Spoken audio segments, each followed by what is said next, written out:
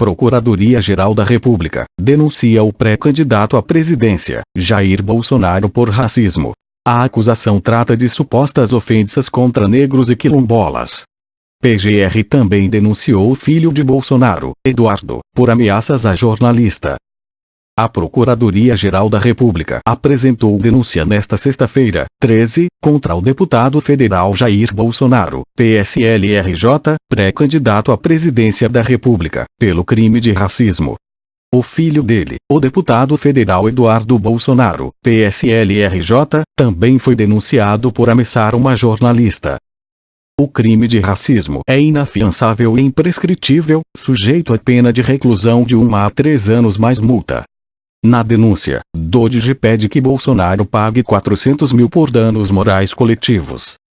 A acusação contra Jair Bolsonaro é referente a supostas ofensas proferidas por ele contra a população negra e indivíduos pertencentes às comunidades quilombolas, durante palestra no Clube Hebraica, no Rio de Janeiro, em abril do ano passado.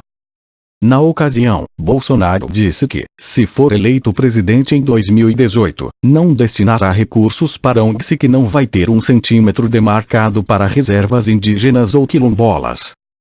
Se depender de mim, todo cidadão vai ter uma arma de fogo dentro de casa. Não vai ter 1 centímetro demarcado para reserva indígena ou para quilombola, afirmou à época. E acrescentou: onde tem uma terra indígena, tem uma riqueza embaixo dela.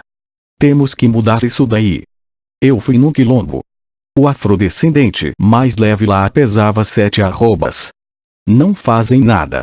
Eu acho que nem para procriador ele serve mais. Mais de 1 bilhão por ano é gastado com eles. Na denúncia, a Procuradora-Geral da República, Raquel Dodge, afirma que a conduta de Bolsonaro viola a Constituição e que é inaceitável, sobretudo, segundo ela, por se tratar de um parlamentar. Jair Bolsonaro tratou com total menoscabo os integrantes de comunidades quilombolas. Referiu-se a eles como se fossem animais, ao utilizar a palavra arroba. Esta manifestação, inaceitável, alinha-se ao regime da escravidão, em que negros eram tratados como mera mercadoria, e a ideia de desigualdade entre seres humanos, o que é absolutamente refutado pela Constituição brasileira e por todos os tratados e convenções internacionais de que o Brasil é signatário, que afirmam a igualdade entre seres humanos como direito humano universal e protegido, diz Dodige na denúncia.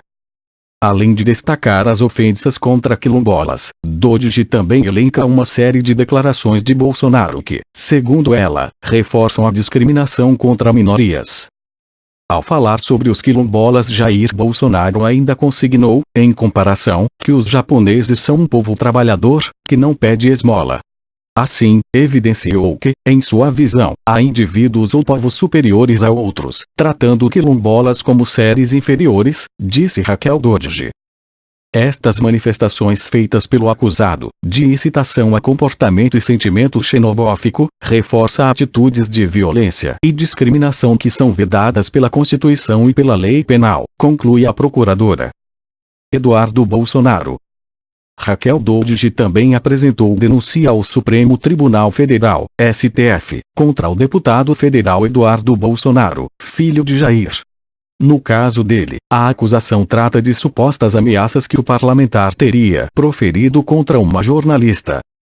De acordo com a denúncia, Eduardo Bolsonaro enviou mensagens por meio de um aplicativo de celular ameaçando uma jornalista, e proferido palavras de baixo calão. A PGR afirma que, em uma das mensagens, questionado se o diálogo se trataria de uma ameaça, respondeu: entenda como quiser. O denunciado era plenamente capaz à época dos fatos, tinha consciência da ilicitude e dele exigia-se conduta diversa.